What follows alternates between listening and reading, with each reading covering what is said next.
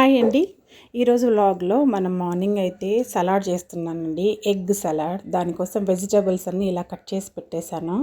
లెట్యూజు, carrot, కీరా, onion, tomato అన్నీ తీసుకున్నానండి. దీని డ్రెస్సింగ్ కోసం అయితే ఇలా ప్రిపేర్ చేసేసాను. కర్డ్లో కొద్దిగా పెప్పర్ పొడి, సాల్ట్ రెండు వేసి డ్రెస్సింగ్ చేసుకున్నాను. ఎగ్ బాయిల్ చేసి దాన్ని చిన్న ముక్కలుగా ఇలా కట్ చేసి పెట్టాను. ఇప్పుడు ఇది కొద్దిగా ఫ్రై చేయాలి. దానికోసం అయితే ఆయిల్ పెట్టేశానండి. ఆయిల్లో జింజర్ గార్లిక్ పేస్ట్ వేస్తున్నాను. నేను ఇంట్లో ప్రిపేర్ చేసుకుంటానండి, బయటవి కొనను. కొద్దిగా సాల్ట్ వేస్తున్నాను. చిన్న పాన్ తీసుకున్నానండి, దానికోసము కొద్దిగా కారం వేస్తున్నాను. మసాలాస్, స్పైసెస్ ఎక్కువ వేయమండి. కర్రీలో అయితే ఎక్కువ వేస్తాము. సలాడ్ ఆల్రెడీ హెల్తీ పర్పస్కే కాబట్టి లైట్గా, చాలా తక్కువగా వేసామనేలాగా వేసుకోవాలి. మీకు తెలిసిందే కదండి, ఎగ్ అంటే ప్రోటీన్ చాలా బాగుంటుంది. దట్టు ఇలా వెజిటేబుల్స్ అన్నీ యాడ్ చేయడం వల్ల ఇంకా గుడ్ ప్రోటీన్ అంతా బాడీకి అందుతుందండి. ఎగ్ జస్ట్ అలా ఫ్రై చేశానండి. ఇప్పుడు మిక్సింగ్ కోసం ఒక పెద్ద బౌల్ తీసుకున్నాను. దీంట్లో క్యారెట్ వేసాను, సన్నగా ఇలా కట్ చేశాను. నెక్స్ట్ కీరా వేసాను. లెట్యూస్ని కూడా వాష్ చేసుకొని ఈ విధంగా చిన్నగా కట్ చేశాను. స్వీట్ కార్న్ ఉంటే కూడా వేయచ్చండి. ఆనియన్స్ వేస్తున్నాను. ఆనియన్స్ మాకు బాగా ఇష్టం కాబట్టి కొద్దిగా ఎక్కువ వేస్తున్నాను. టొమాటోస్ వేసుకోవచ్చు. మిర్చి చిన్న చిన్న ముక్కలుగా, అన్నీ కూడా చిన్న ముక్కలుగానే కట్ చేసి వేసుకోవచ్చు.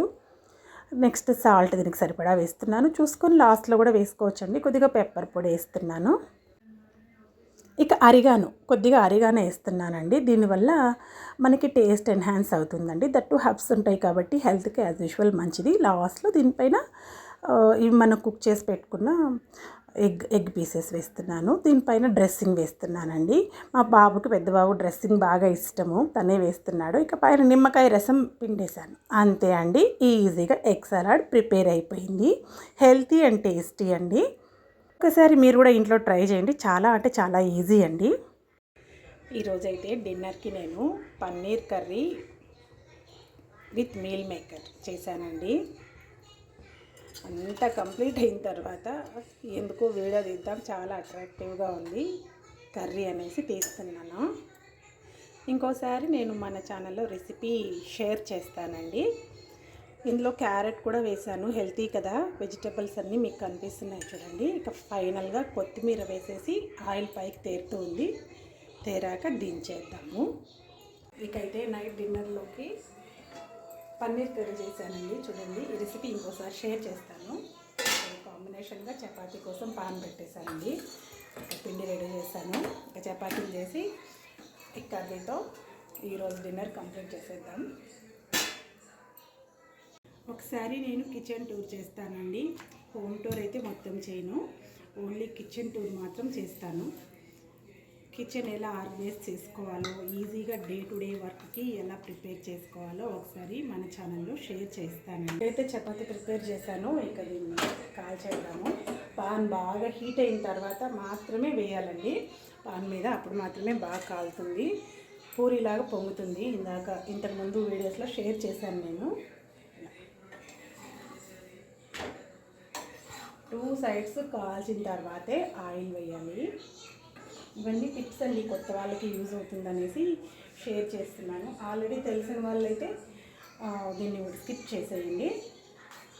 ఇలా హీట్ అయిన తర్వాత ఈ ఆయిల్ పంప్ యూజ్ చేసి నేను ఆయిల్ స్ప్రే చేస్తున్నానండి. బాగా యూజ్ అవుతుంది ఇదైతే.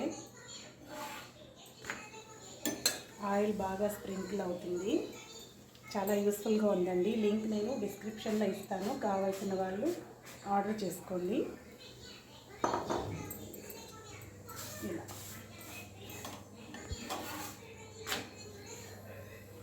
ఇప్పుడు చూడండి, ఇది నేను లేయర్ చపాతీ అయితే కాదు, నార్మల్ చపాతీని ఎంత బాగా పొంగుతుందో చూడండి. లేయర్ చపాతీలు అయితే ఇంకా వేయంగానే అసలు పూరిలాగా వచ్చేసాయి. ఈరోజు ఓపిక లేదు, పక్కన కర్రీ చేశాను కదా, అది చేసేప్పటికే టైం అయిపోయింది.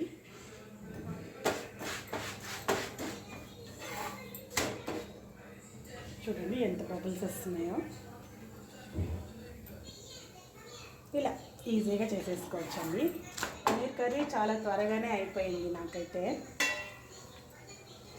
చూడండి, ఆయిల్ కూడా తేరింది చూడండి. ఇప్పుడు ఇలా చూపిస్తాను. ఇదిగోండి, ఆయిల్ తేరింది చూడండి. ఇప్పుడు దీని మీద కొత్తిమీర చల్లేసుకుందాం.